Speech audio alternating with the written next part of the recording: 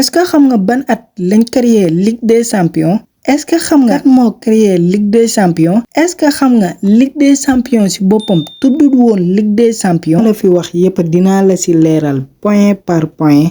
Il suffit juste nga abonner et like vidéo bi parce que c'est la seule méthode pour nous soutenir. moom Ligue des champions ñu ngi ko créé ci atum 1955 par Gabriel Anaho. waaye moom Gabriel tuddee woon na ko Ligue des champions mais mi ngi ko joxoon tur bii di des clubs champions européens.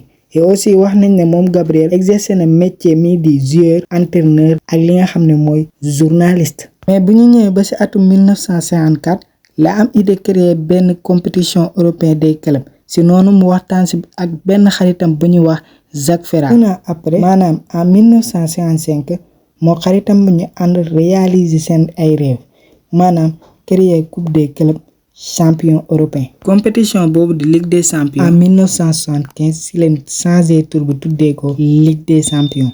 Bayern Munich nag moo nekk équipe bi njëkk a gagné Ligue des champions en 1975. moo ngi dalal 32 équipes yi gën a xarañ ci continent bu Europe.